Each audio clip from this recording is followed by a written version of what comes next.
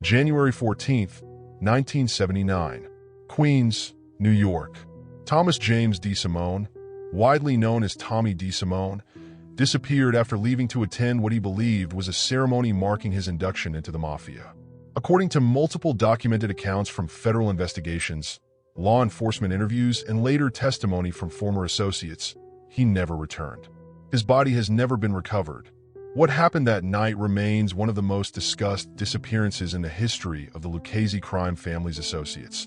Not because every detail is known, but because the historical record leaves room for competing explanations while pointing toward a common conclusion. DeSimone had almost certainly been killed. Years later, Martin Scorsese's Goodfellas would introduce millions of viewers to a fictionalized version of Tommy's story. The film captured his explosive personality and sudden disappearance, but it compressed events, altered timelines, and simplified motives for dramatic effect. The documented history is more complicated. It stretches across nearly 2 decades of organized crime in New York and involves some of the most notorious figures connected to the Lucchese family's criminal network. Thomas DeSimone was born on May 24, 1950, in Cambridge, Massachusetts, before his family relocated to New York. His upbringing placed him in an environment where organized crime was not an abstract concept, but an everyday reality. Members of his extended family had documented criminal associations, and several relatives maintained connections to figures operating within New York's mafia landscape. By the time Tommy reached his teenage years, he had already become familiar with men whose livelihoods revolved around illegal gambling, loan sharking, cargo theft, and hijacking. Unlike formally inducted members of the five families, Tommy could never become a made man. His Irish ancestry, through his mother's side, disqualified him under the traditional rules of the American mafia, which required full Italian paternal lineage for membership. That limitation did not prevent him from becoming a trusted associate. Throughout the 1960s and 1970s, many associates earned enormous influence without ever taking the oath, provided they generated money and demonstrated unquestioned loyalty to powerful captains. The neighborhood surrounding East New York and adjoining sections of Brooklyn had become fertile ground for organized crime after the Second World War. Idlewild Airport, later renamed John F. Kennedy International Airport, created endless opportunities for cargo theft. Trucks carrying electronics, clothing, liquor, and consumer goods traveled predictable routes. Warehouses stored millions of dollars in merchandise. Criminal crews learned those routines as carefully as legitimate businesses did. Among the men operating in that world was Paul Vario, a longtime captain in the Lucchese crime family. Federal investigators would later identify Vario's crew as one of the most influential criminal organizations working around Brooklyn and JFK Airport. Court records, surveillance reports, and witness testimony consistently described a network that combined labor racketeering, hijacking, extortion, gambling, and loan sharking into a highly profitable enterprise. Associates came and went, but the structure remained disciplined. Earnings mattered. Reputation mattered even more. Henry Hill entered that world as a teenager and eventually became one of Vario's most reliable associates. James Burke, often called Jimmy Burke, built a reputation for organizing lucrative robberies while maintaining close ties to Lucchese figures despite never becoming a made member himself. Tommy DeSimone gravitated toward the same circle. The three men would become closely associated during the late 1960s and throughout the following decade. Federal prosecutors later described hijacking as one of the defining criminal businesses of the period. Rather than stealing randomly, experienced crews gathered intelligence on shipping schedules, valuable cargo, driver habits, and warehouse security. Trucks carrying cigarettes, liquor, electronics, or luxury clothing became preferred targets because stolen goods could quickly be sold through established fences. The crimes generated enormous profits while presenting fewer risks than bank robberies. Within that environment, Tommy developed a reputation that distinguished him even among hardened criminals. Numerous published investigations, including Nicholas Pileggi's Wise Guy, along with later interviews conducted by law enforcement and journalists, consistently portrayed him as impulsively violent. Witnesses recalled that disagreements capable of ending in a fistfight with someone else could become deadly when Tommy became involved. Those descriptions were repeated often enough to shape both public understanding and prosecutorial narratives, although individual incidents sometimes relied on cooperating witnesses rather than physical evidence. His growing reputation also brought practical value. Violence served organized crime as both punishment and intimidation. Collecting gambling debts, enforcing loan shark payments, protecting illegal businesses, and discouraging informants all depended upon convincing others that consequences would be swift. A man widely believed capable of extreme violence could become useful to more senior figures who preferred not to carry out such acts personally. As Tommy spent more time with Burke's crew, their criminal activities expanded beyond hijacking. Court testimony and investigative reporting linked members of the group to burglaries, armed robberies, fencing operations, and illegal gambling enterprises spread across New York City. Some operations involved months of planning. Others depended on opportunity. Successful scores strengthened reputations within the underworld and attracted younger associates eager to earn money through increasingly dangerous crimes. The criminal culture surrounding the crew operated under unwritten rules reinforced by mafia authority. Associates could argue among themselves, but violence against inducted members carried extraordinary consequences.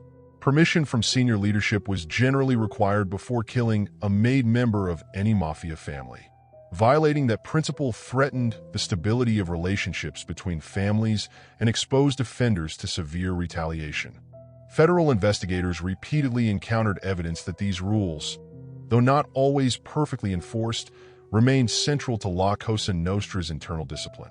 By the early 1970s, Tommy appeared increasingly confident in his standing. Friends and associates later described someone who believed fear commanded respect. Yet confidence and protection were not the same thing. Because he remained an associate rather than a made member, his position ultimately depended upon the goodwill of powerful men above him. If that support weakened, the consequences could be immediate and irreversible. One incident would come to define Tommy's reputation more than any other. On June 11, 1970, Gambino crime family member William "Billy" Batts Bentvena was released from prison after serving several years on a federal sentence. His return placed him once again among longtime acquaintances throughout Brooklyn's organized crime circles. According to later testimony from Henry Hill and accounts examined during subsequent investigations, Batts and Tommy had a troubled history predating Batts' imprisonment. The precise origins of their hostility remained disputed across various accounts, but the resentment had not disappeared. In the weeks that followed, tensions gradually resurfaced. What began as personal animosity would soon evolve into an event carrying consequences far beyond one violent confrontation. The next encounter between Tommy DeSimone and Billy Batts would not simply become another dispute inside New York's criminal underworld. According to later court testimony and multiple documented investigations, it would set in motion a chain of events from which Tommy himself would never escape. The next encounter between Tommy DeSimone and William "Billy" Batts Bentvena took place inside Robert's Lounge in Queens, a location closely associated with James Burke's crew. According to Henry Hill's testimony, later recounted under oath and examined in Nicholas Pileggi's Wise Guy, Batts recognized Tommy and began making remarks about his past as a teenager who had once shined shoes. Whether those comments were intended as humor or deliberate humiliation has never been conclusively established. What is documented is that the exchange rapidly escalated. Hill later testified that Tommy appeared to leave the argument behind, allowing Batts to continue celebrating his release from prison. Hours later, after Batts prepared to leave the bar, Tommy attacked him without warning. Hill described seeing Tommy strike Batts repeatedly with a pistol before James Burke joined the assault. Court testimony alleged that Batts was beaten so severely that those present initially believed he had died on the floor. The violence did not end there. According to Hill's account, movement from Batts indicated he was still alive. Burke's crew transported him to the trunk of a car before driving to another location. Hill testified that Batts was then stabbed repeatedly until he died. No independent eyewitness outside the crew publicly confirmed every detail of the killing, but Hill's version became a central element of the federal government's understanding of the crime and has been repeated in multiple documented investigations. The disposal of the body created an immediate problem. Federal investigators later learned that the men initially buried Batts in a rural area of New York State. Months afterward, circumstances forced them to return. A housing development was reportedly planned near the burial site, creating the risk that construction workers might uncover human remains. Hill described how the crew exhumed the decomposing body, transferred it into another vehicle, and arranged for it to be crushed inside a junkyard before final disposal. The remains have never been recovered. Within organized crime, the murder carried consequences extending well beyond the victim himself. Billy Batts was not merely another associate. He was an inducted member of the Gambino crime family. Under the traditional rules governing La Cosa Nostra, killing a made man without authorization represented one of the gravest possible violations. Such an act threatened the balance between families because retaliation could easily trigger broader conflict. Decisions involving violence against inducted members ordinarily required approval from senior leadership. No evidence has emerged showing that permission had been granted before Batts was killed. Word spread through underworld channels despite efforts to conceal the crime. Law enforcement intelligence gathered over subsequent years suggested that Gambino leaders demanded answers regarding Batts' disappearance. While secrecy remained central to mafia operations, unexplained absences involving respected members rarely escaped notice. Informants later indicated that suspicions quickly focused on Burke's circle, even though proving responsibility presented a far greater challenge than identifying likely suspects. Tommy nevertheless continued participating in criminal enterprises. His reputation for fearlessness only appeared to grow among younger associates, while more experienced figures reportedly viewed him with increasing concern.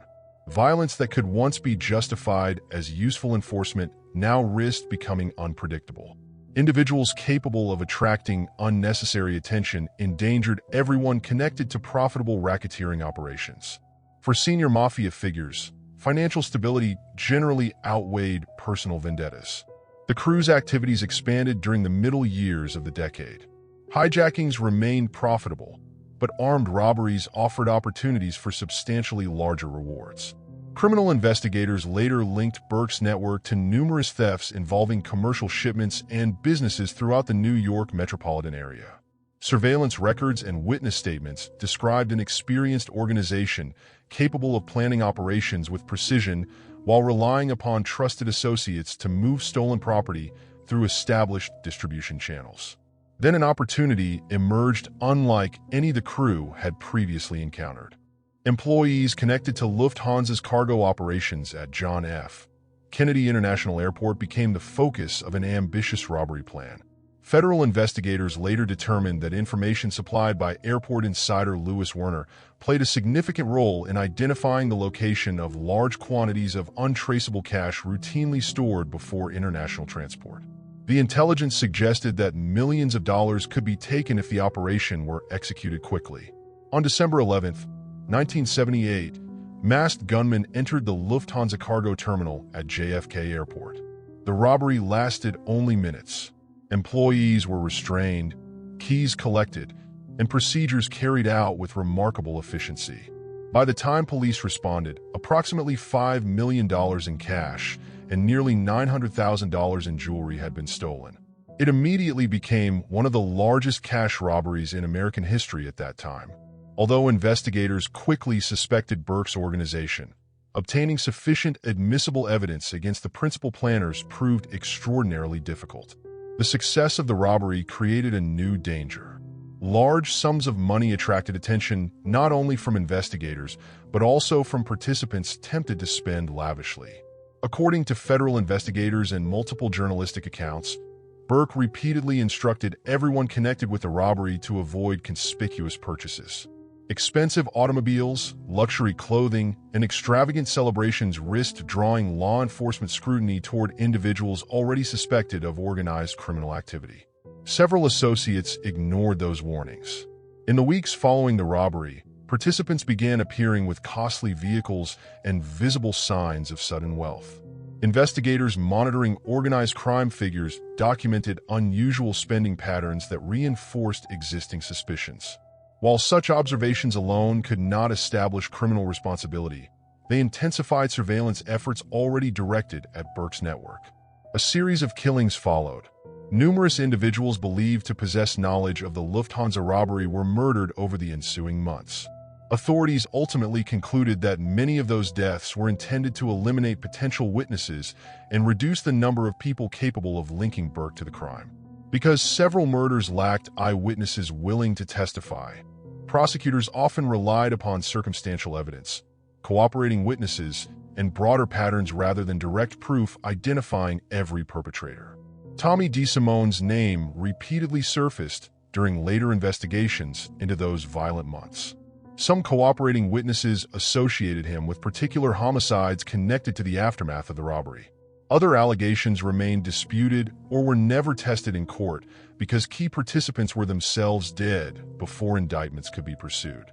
Historians examining the period generally distinguish between crimes supported by sworn testimony and those resting primarily upon underworld tradition or secondary accounts. While those investigations quietly expanded, another unresolved matter still lingered beneath the surface. Billy Batts had not been forgotten.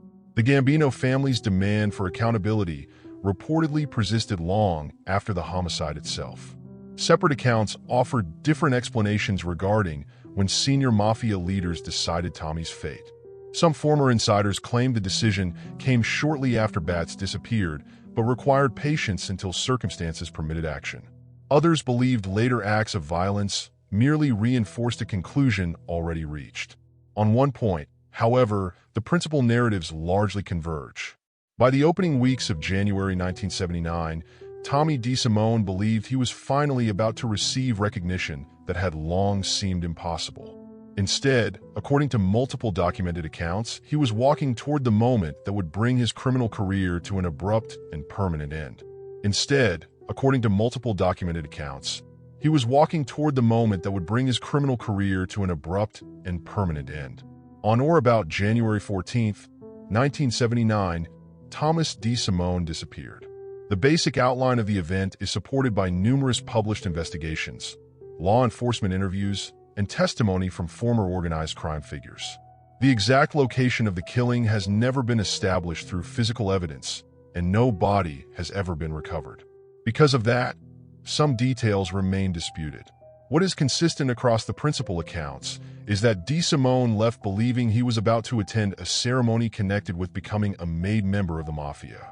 For DeSimone, that expectation itself reflected either extraordinary confidence or a fatal misunderstanding. Under long-standing rules of La Cosa Nostra, a man with a non-Italian father was generally ineligible for induction. DeSimone's family background has therefore led many historians to question whether he genuinely expected to be initiated or whether he had simply been told to appear for an important meeting. The historical record does not provide a definitive answer. Henry Hill later stated that Tommy never returned. Former Bonanno crime family acting boss Joseph Massino, cooperating witness Al Darko of the Lucchese family, and other individuals with knowledge of organized crime later offered versions of the story that differed in certain details but reached a similar conclusion. DeSimone had been murdered. Several explanations have circulated regarding the motive. The most widely repeated account holds that the killing was ordered in retaliation for the unauthorized murder of Gambino family member William "Billy" Batts Benvena years earlier. According to this interpretation, senior Gambino figures never accepted Batts' disappearance and eventually secured permission to eliminate the man believed responsible. Other former insiders suggested an additional factor. Some accounts claimed DeSimone had also been implicated in the killing of Ronald "Foxy" Giroux, a son of a Gambino family associate. That allegation appears in several books and interviews by former mafia members, although the precise circumstances have never been conclusively established in court. Historians generally treat the claim as part of the broader body of insider testimony rather than a judicial finding. Regardless of which motive ultimately proved decisive, every major documented narrative ends in the same place. Tommy DeSimone vanished. No verified sighting placed him alive after that period. No confirmed grave has ever been located. Unlike many organized crime murders eventually reconstructed through forensic discoveries, DeSimone's death remains officially unresolved because investigators never recovered his remains. His disappearance nevertheless became accepted by federal authorities as the probable result of a mafia execution. The loss of one violent associate did not end federal interest in Burke's organization. Throughout the late 1970s and early 1980s, investigators from the Federal Bureau of Investigation, the Drug Enforcement Administration, and the United States Attorney's Office continued developing racketeering, narcotics, and robbery cases involving members and associates connected to the Lucchese family. An even greater turning point arrived from within Burke's own circle. Henry Hill was arrested in 1980 on narcotics charges. Facing the possibility of a lengthy prison sentence, he chose to cooperate with federal prosecutors. His decision represented one of the most significant defections involving the Lucchese family's associates during that era. Hill's testimony gave investigators an unprecedented description of how Burke's crew operated. He described hijackings around John F. Kennedy International Airport, illegal gambling, loan sharking, extortion, stolen property networks, and numerous acts of violence. His cooperation also provided detailed information about the murder of Billy Batts and the internal culture surrounding Burke's organization. Although Hill admitted participating in serious crimes himself, prosecutors viewed his testimony as an opportunity to explain criminal enterprises that had operated largely behind a wall of silence. James Burke was never convicted for planning the Lufthansa robbery. Despite decades of investigative work, prosecutors lacked sufficient admissible evidence to prove beyond a reasonable doubt that he masterminded the heist. Nevertheless, Burke's criminal career ended behind prison walls. In 1982, he received a federal prison sentence for conspiracy connected to a point-shaving scheme involving Boston College basketball games. Later, he was convicted in New York State for the 1979 murder of Richard Eden. Burke remained incarcerated until his death from cancer in 1996. Paul Vario also faced the consequences of sustained federal investigations. Following prosecutions arising from racketeering and related offenses, the longtime Lucchese captain received a prison sentence that effectively ended his influence within the family. He died while still serving that sentence in 1988. The Lufthansa robbery itself entered American criminal history for another reason. Although nearly $6 million in cash and jewelry disappeared in December 1978, investigators recovered only a fraction of the stolen property. Much of the money was believed to have been rapidly dispersed through criminal channels, spent, hidden, or lost forever. The robbery remains one of the most famous unsolved major thefts in the United States. Nicholas Pileggi's 1985 nonfiction book Wise Guy brought many of these events before a wider audience through Henry Hill's firsthand account. 5 years later, Martin Scorsese adapted the book into Goodfellas, introducing Tommy DeVito, the fictional counterpart to Thomas DeSimone. The film preserved the broad outline of documented history while altering names, timelines, and certain narrative elements. Billy Batts' murder, the Lufthansa robbery, and Tommy's disappearance all appear in dramatized form, but the screenplay condenses years of events into a more streamlined cinematic structure. Several supporting figures were combined or fictionalized, and some chronological relationships were adjusted to serve the story. Those creative decisions produced one of the most acclaimed crime films ever made. They also left many viewers unaware of where documented history ended and dramatic interpretation began. The historical record paints a more restrained, but equally disturbing picture. It reveals an organized crime associate whose reputation for violence was repeatedly described by cooperating witnesses, journalists, and investigators. It shows how a single unauthorized killing may have placed him on an irreversible path toward his own death.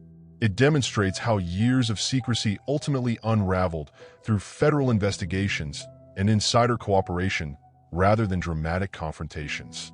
In the end, no courtroom ever heard Tommy DeSimone defend himself.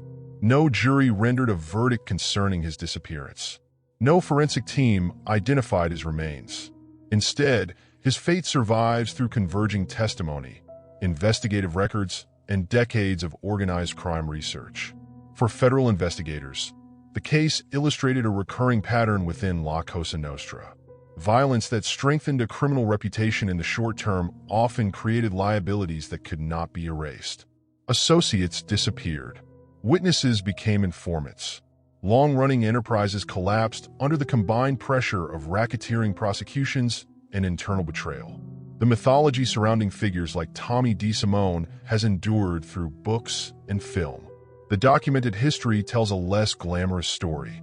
It is one of escalating brutality, fragile alliances, and an underworld where perceived loyalty offered no guarantee of survival. The silence surrounding DeSimone's final moments remains one of the enduring mysteries of organized crime, but the broader lesson is firmly established by the historical record. The system that rewarded violence also consumed those who practiced it, leaving behind unanswered questions, broken organizations, and lives measured not by legend, but by the consequences recorded in court files, investigative reports, and the history of American organized crime.